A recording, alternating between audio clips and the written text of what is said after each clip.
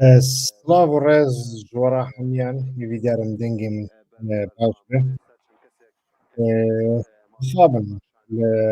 باژارە سلێمانیە تاڤ ڕۆژ هەڵات لێ ئیشەف خەڵک نەڕازی کارێکی دن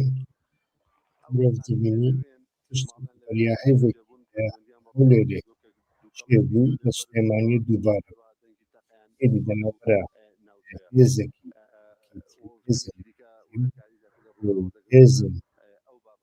گەدای لاهۆر شێعری سەرۆکی برایەگەل هەمان دەمەدە قسماوە داخلی تاڵەبانیە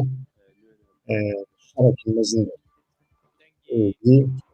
ئەو شەڕی تا سعاتێکی بەردەوام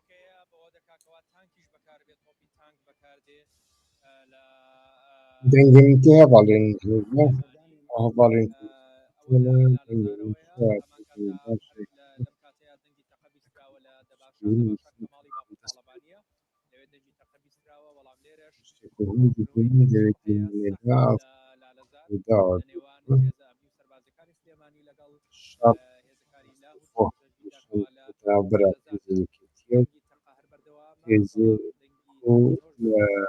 ماڵ و پارەکەیە گەل بەردەوام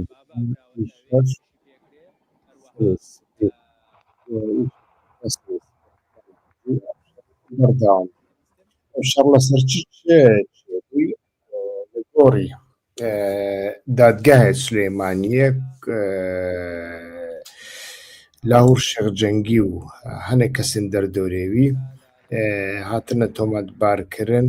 بە خراکردنا ئاسایشە هەرێمی کوردستانê ئانجی خواستنێک و کارێکی کریمیناڵ بکەن ئەف ئیددایە دادگاها سلێمانیە و بەرەیەگەل لاهور شێخجەنگی بەیەکە ڕەت دکا دەبێژە ئەو دەستێ وەردان و ئۆپەراسیۆنێکی سیاسیە بێگومان دەمەکە لە کوردستانێدا ئیدی ئۆپەراسیۆن بەیوڕەنگی چێ دەبن یعنی بەریا چەند ڕۆژان لە هەولێرێ کو ناکۆکی هەبوو دەناوبەرە عەشیرەتە بەشێکی عەشیرەتە هەرکی و عەشیرەتە گۆران و وێ دەمێ پەدەکێ خواست خوڕشید هەرکی دەستگیر بکەن و خوڕشید هەرکیک و پێشمەرگەیەک و ئەفسەرێکی پەدەکێژی هەمان دەمێدا ڕەت کرد گوت ئەف دەستێ وەردانێکی سیاسیە ji بۆی شکەناندنە ڕوومەتە هەرکیانە بەریە دوو ڕۆژان دیسا دادگایە هەولێرێ بڕیارێکدا و جەزایەکی دن ji بۆی شێروان شێروانی ڕۆژنامەڤان و چالاکڤان بێدرێژکردن قاشەوە ئەو خواستیە ئانژی لە زیندانێ تەهدیدێک لە ئەوەی کریە لە گاردیانێکی کریە و دا هەمان دەمێدا لە سلێمانیە بەریا دوو ڕۆژان بەریا چەند ڕۆژان ببورینن شاسوار عەبدوڕەحمان عەبدولواحید ببورین سەرۆکێ بزاڤان نو نەوەیان نو بزاڤان نەوەیان نو هات دەستگیرکردن و دو هات مەحکەمەکردن ئیرۆژی ئیشەڤژی خواستن لاهور شێخجەنگی دەستگیر بکەن ئەم ji بیر نەکەن شەڕێ ناوخۆیی بەوێرەنگی دەست پێ دەکەن و دەجەیەکی دەکو سازی نەبوو و چەتەگەرێتی هەبوو چەتەگەرێتیە سیاسی هەبوو مرۆڤ نەکارێت تشتێکی دنێ هێوی بکە لە دەسەڵاتێکی وسە و پاشخانێکی وی تەڕێقات چەتە چەکداری ئیدی تەنێ ژ یاسای ڕەف هەیە مرۆڤ نەکارێ هێویەکی دنێ لێ بکە لۆماژی ئیدی ئەڤ ئۆپەراسیۆن ئەس بەخۆ ناو لێ دکەم ئۆپەراسیۆن چمە ناو لێ دکەم ئۆپەراسیۆن یعنی چەند ساڵن مرۆڤ نزانە شاسوار عەبدولواحید ئەم بێژن پرزگێکێوی یاسایی و قانونی هەنا ئەنجی پەرەیە خەڵکێ خواریە باشە شما ئیرۆ دەستگیر دکن شما بەریە هەڵبژاردنێ دەستگیر دکن شێروانی یعنی لە زیندانێ مرۆڤ کار بەدەستێکی زیندانێ هەگەر کو تهدیدی بکات تهدید نەکات چییە ئەو زیندانیە ینی چما تو جەزایەوی 4 ساڵ و نیوی دنێ درێژ دەکەی لاهور شێخجەنگی مەگۆت ئەو یەک ڕاستە تەمام خواستیا کارێکی کریمینال بکە دەڕبە بکە نزانم چوچە باشە تو چما تانک و تۆپ دشینی سەر ماڵاوی و سەر بارەگایوی یعنی مرۆڤ کەسێکی دەستگیر بکە مرۆڤ ژەڕای گشتی ڕادەبێژە ئەو کەس تۆمەت لەسەر هەیە ئەمووی باڤایەکی ڕسمی بانگی محکمێ دکن ئەو دێ بە خۆ چوو با محکمێ تو چما دشی بە زەبری هێزێ و 10,000 پێشمەرگە و تانک و تۆپان دشینی سەر ماڵێوی ئەو معنەیەکی دنێ هەیە ینی بەڕاستی هون نەکارن کۆنتڕۆل بکەن هون نەکارن سیاست بکەن و هەر تشتێک وەندا کریە و دەخوازن بەوی ڕەنگی دەداویەدا بکەنە شەڕ ji بۆی ku tenê bi şer dikarin kontrol bikin gava ku tu nekarî û ji 2014 ve heta niha mûçeya karmendan bidê tu nekarî pêşmerge bikey yek tu nekarî هەڵبژاردنێکی ڕێکوپێک بکەی تو nekarî حکوومەت پێکبینی دەداویدا چی دەداویدا شەڕی نافخۆیە شەڕی ناخۆیە هەواڵێن هێژە هەواڵێن کو نو هاتنە سەرخەتێ ئیدی لە سلەیمانیە شەڕ بەردەوام دکە و ئەو شەڕ ئیشەف ئێوارێ دەست پێ کرد شەڤە چووی بیانی ئێوارێ زوودا یەکێتی هێزێکی مەزن سەر شان سەر ماڵا لاور تاڵابانی کووی دەستگیر بکەن گوتن بریارە محکمێ هەیە ji بۆی دەستگیرکردناتە لاور شەرجەنگی ئەڤ یەکڕەت کرد شەف سەعات سێڤ نیو بە دەما کوردستانە عراقیدا ئیدی شەڕ دەرکەت پشتی وێژی شەڕ نەتەنێ لە دەردۆری بارەگەها و ماڵی لاهور شێخجەنگی دە هەمان دەمێدا لە دەباشانژی کو بارەگایە بافڵ تاڵەبانی تدا هەیە لە ورژی درۆن تەقیان درۆن ئێدی خۆ هاویت ئاردێ خۆ یعنی درۆنێن کو بەکارتینن درۆنێن ئندیحارینە ئەو درۆنژی هاتن بەکارانین ئونەها ئەو شەڕ بەرڤە کو دەچێت تێ کۆنتڕۆڵکردن نایە کۆنتڕۆڵکردن ئەس بەخۆ باوەڕ ناکەم یعنی لاهور شێخجەنگی تەسلیمژی ببە تەسلیمژی بگرن بکوژنژی ئەv نیشان دەدا ئەv کریزێکی نیشاندا قەیرانێکی نیشان دەدا و ئەv وێ دەدەمێ پێشدا لە جێن جۆر بە جۆر و جودا جودا بەردەوام ببە چۆوە لە ساڵە 1994دا لەسەر دوو دوکانان شەڕ دەناوبەرە دوو جەماعەتین بچووک یەنەکە پەدێکی دەرکەت و شەڕ پشتڕا پڕ مەزن بوو پارتێندنێژی دەخۆدا حەمێسکردن و ئەحتیمالێکی مەزن هەیە ئیرۆ ئەف شەڕ بەربەیی vê çendêjî biç hem li Hewlêrê û hem li Sulêymaniyê kam lê binerin ragihandin çi dibêjin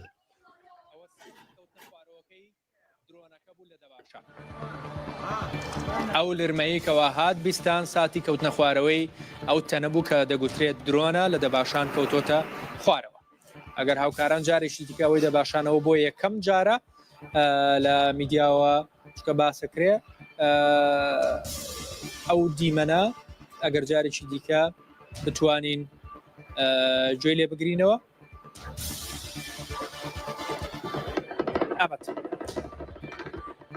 ئەمە نزیکی دەباشان ئەمە هێشتا درۆنەکە نەکەوتۆتە خوارەوە دەنگی تەقەیەکی زۆر لە دەباشان دەبیسترێت دەباشان ماڵی بافڵ تاالبانیە پێش کەوتنە خوارەوەی درۆنەکە تێبینی بکەن تاقەیەکی زۆر هەیە ئێستا درۆنەکە دەکەوێتە خوارەوە گوێ بدەن لێرە درۆن ئاڕاستەی دەباشانەکرێت ئەم بەرە بەیانەیە لە سلێمانی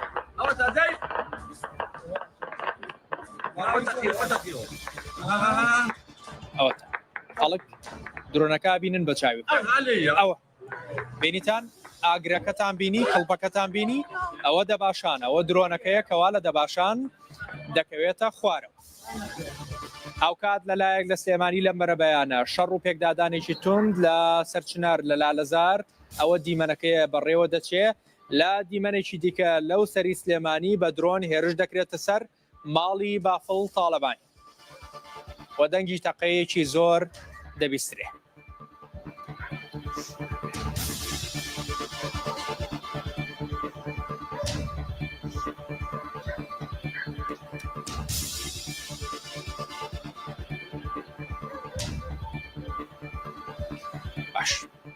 ئەوە دۆخی سلێمانیە دەسە چەپ شەڕ و پێکدادانێکی قورس لە بەرەبەیانەوە و ئالۆزی لە شەوی ڕابردووە لە لالەزار لە سەرچنار شەڕ لە نێوان هێزابنیەکانی سلێمانی لەگەڵ هێزەکەی لاهور شێخزەنجی لە دەسەڕاستیش بە درۆن هێرش دەکرێتە سەر ماڵی بافڵ تاالبانی لە دەباشان با درۆن هێرشەکە دەکرێت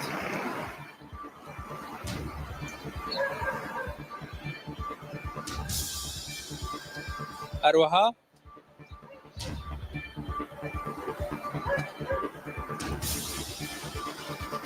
بەهۆی ئەو شەڕە قورسەیکەوە لە لالەزار بڕێوە دەچێت ئێستا کە ئەو هێرشە زۆرێکەوە هەیە بۆ سەر لالەزار و ئەو گەڕەکە لە دوێنێشەوە کارەباشیان بڕاوە هەر بەهۆی شەڕەکەوە ژمارەیەک زۆری خەڵک لەو دەوروبەرە لەو ماڵانی کە لە نزیکی لالەزارن لەو گەڕەکانی نزیکی لالەزار بەڵێ یعنی لە لالەزال هۆتێلێکی پڕپڕ مەزنەژی لە وردە گەشتیار و کەسین بیانیژی هەنەنەها ئەو ژی عاسێمانە و هێزێن یەکێتیە بە تانک و تۆپان لێ دخە دە هەمان دەمێدا ئەو لالەزال دکەوە گەڕەکی سەرچنار گەڕێکی پڕپڕ مەزنە بە هەزارن ئینسانی سیڤیل تێدا دژین یعنی مرۆڤ هەگەر کو بخوازە بەرپرسیار بێ کەسێکی دەستگیر بکە وسا دکە گەلو نیویە سلەیمانیە دکەی دخێ ناوە شەڕ کو دڕۆن لەور پێن بەکارانین دۆشکە بێ بەکارانین تانک بێ بەکارانین یعنی ئاف کەنگی بەڕاستی بەرپرسیارەتی تێدا هەیە مرۆڤ بەڕاستیژی حەقیویە بپرسێ سەدام 18 ئیالەت دەستێویدا بوون 18 ئیالەت دەستێویدا بوون پشتی 20 ساڵان گاڤاک و تەنگا و بوچەکەی کیمیایی بەکارانین هون ئیالەتێک دەستێوەدایە و لە هەمبەری کەسێکی کوک و پسمامێت هەیە و بە ساڵانژ یەکێتی بووە و سەرۆکێ هافسەرۆکێ پارتیەژی بووە یعنی هەگەر و هێزی سەدام دەستێتەدا هەبە تا چەکێ نوکلەری بەکار نەدانی یعنی بێگومان دەڤردا پرزگرێک ناوە کو لاهور شێخجەنگی پرزگرێکی وی نینە ئانجی ئەو داوایە لە سەروی هەیە ڕاستیاخۆ هەیە نینە لە گۆری قەناعەتێ من هەر کەسێکی دوو ڕۆژان دەناوە ڤا پارتیانەدا کار کردبێ بەرپرسیارەتی گرتبێ بە تایبەتیژی بەرپرسیارەتی ئەسکەری و بلند مافیایەکە ئانجی مافیاژی نەوە شەریکی مافیایە شخۆ دەناوە پەدەکەی یەکێتیەدا گاڤەکۆ دەحانی بیانی پرانی پارتیان سیاسی لە ڕۆژهەڵاتان ناویندا لێ بە تایبەتیژی دەناوە پەدەکەوی یەکێتیەدا کو سەروەت و سامان و مڵک و غەنیمەت و تاڵان و دزی و پەرە و دۆلار برنگەها هەر تشتێکیە مرۆڤ دوو ڕۆژان دەناوە وێدا بێ ئان دەوێ ببە مافیا چەتە ئانجی دەوێ ببە شەریکێک چەتیان ئالیگرێ چەتیان بخۆ لە پشت چەتێکی فەشێرێ هەگەرنا نامەش ئەو ڕاستیەکە لێ چما و ئیرۆ ئەڤە کرد و چما بەوی ڕەنگی پرسیار ئەوە یانی یا دنێژی یعنی ڕەوش گەشتی ئاستەکی و ئیدی عەشیرەت و جەماعەت هەرێمێ ڕێڤە دەبن لە جێیەکیدا کو یاسا نەبە دەوڵەت نەبوو سیستەم نەبوو لەوردا مرۆڤ مەجبور دەبێت جەماعەت و عەشیرەتان چێ دەکا